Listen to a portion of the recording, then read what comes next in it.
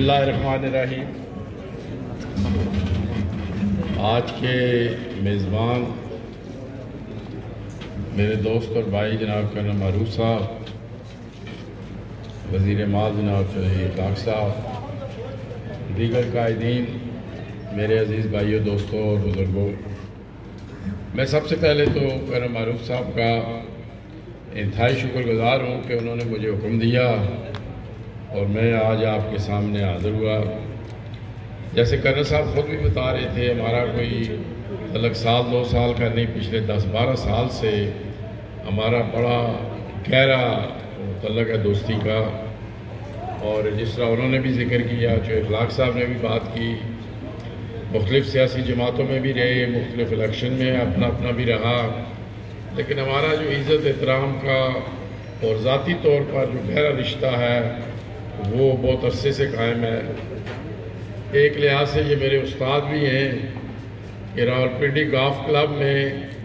Golf کھیلنی مجھے انہوں نے سکھائی، کیونکہ وہاں پہ ہم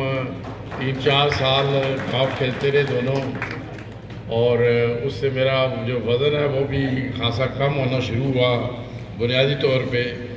اور وہ چونکہ ہم گولف بھی کھیلتے تھے، بیٹھتے بھی تھے وہاں پہ۔ راولپنڈی گولف کلب بڑا مشہور ہے، وہاں پہ آرمی چیف اور دیگر لوگ بھی گولف کھیلتے ہیں،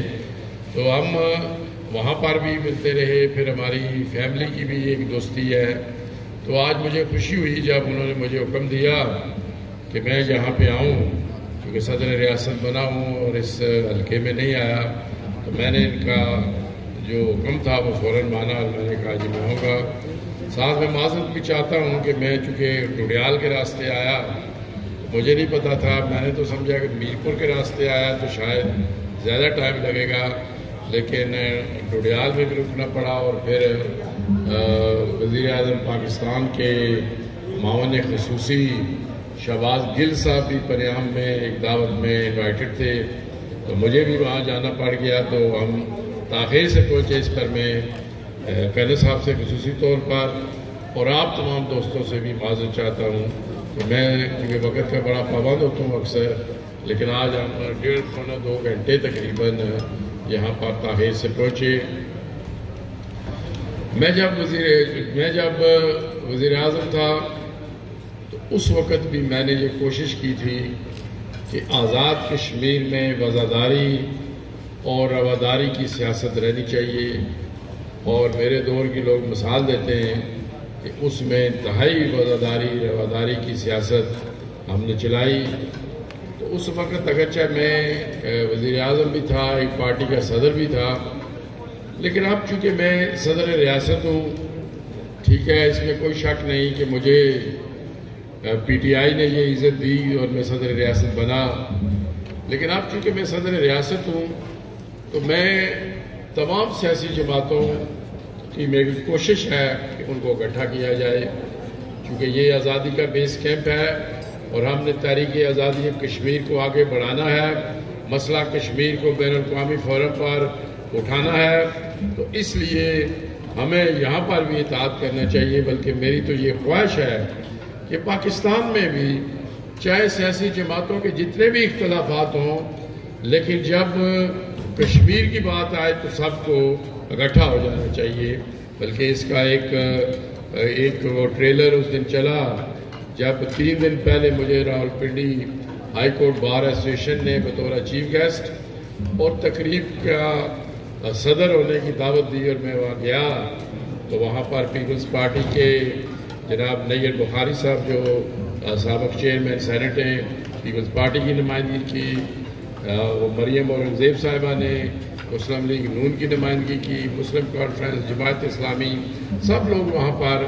موجود تھے، اور میں سمجھتا ہوں کہ وہ ایک سٹارٹ ہے۔ آزاد کشمیر میں تو ہمارا ویسے بھی چاہے ہماری سیاسی جماعتوں کے جتنے بھی اختلافات ہوں،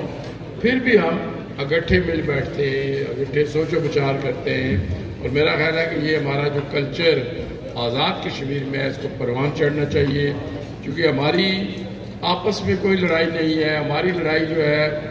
وہ بھارت کے ساتھ ہے، جو مقبوضہ کشمیر پہ اتنے عرصے سے جابرانہ اور غاصبانہ کو قبضہ کیے ہوئے ہیں، اور میں سمجھتا ہوں کہ اب ہمیں بھارت کی زیادہ منتیں بھی نہیں کرنی چاہیے،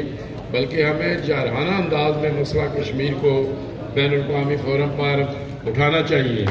تو اس لیے ہمیں سب کو اکٹھا وہ ہونا ہوگا، اور یہاں پر ہمارے مجھے بے شمار دوست نظر آ رہے ہیں جو برطانیہ اور یورپ سے جن کا تعلق ہے۔ تو اس میں پچھلے 2 سال سے کووڈ کی وجہ سے کچھ نہ کچھ وہاں پہ ہمارے لوگ متحرک نہیں رہے تھے، اس لیے میں نے امریکہ، برطانیہ اور یورپ کا دورہ کیا، اور میں نے لوگوں کو متحد بھی کیا اور ان کو متحرک بھی کیا۔ اور پھر یہ آپ نے دیکھا کہ پاکستان میں اب اوورسیز جو ووٹرز ہیں ان کو حق مل گیا ہے۔ تو میں نے بھی اپنے پرائم منسٹر کیبنٹ سے کہا، اور انہوں نے میری ہدایت پر 3 روز پہلے یہ فیصلہ کر لیا ہے کہ جو بیرون ملک کشمیری ہیں ان کو بھی ووٹ کا حق دیا جائے گا۔ اور میں سمجھتا ہوں کہ اگر ہمارے لوگ کو جب یہاں ووٹ کا حق ہوگا تو اس سے بہت بہتری آئے گی۔ اس سے یہ بھی بہتری آئے گی کہ وہاں سے کچھ لوگ انویسٹمنٹ کرنا چاہتے ہیں، وہ جب ان کو ووٹ کا حق ہوگا تو وہ بہتر انداز میں، اور پھر مسئلہ کشمیر کو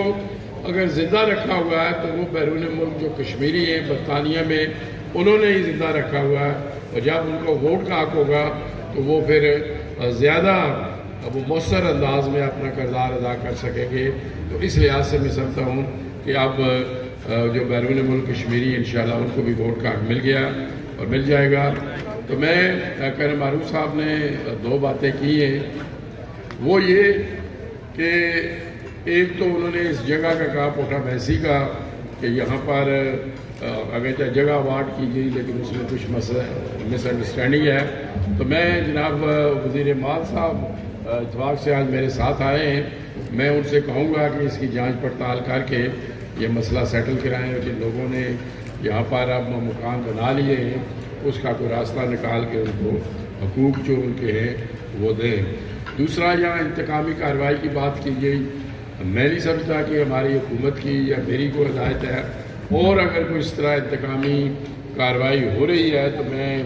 میرپور کی انتظامیہ سے بھی کہتا ہوں کہ وہ اس سلسلے میں وہ کرنل صاحب کو یا کسی اور دوست کو جو شکایات ہیں وہ دیکھیں اور وہ میک شور کریں کہ کوئی انتقامی کارروائی نہیں ہو رہی، اور اگر پھر بھی نہ ہو تو آپ مجھے بتا سکتے ہیں، انشاءاللہ پھر میں سختی سے بھی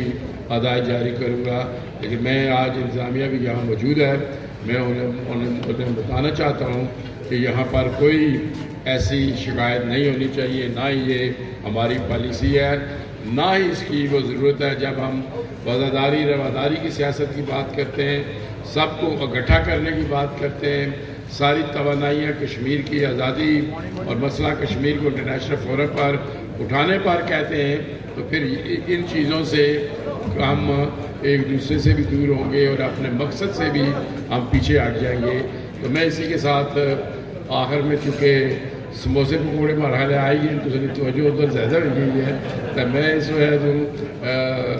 آخری جناب کریم معروف صاحب تو نا باقی تمام ساتھیاں نا تسی لوگ جڑے کافی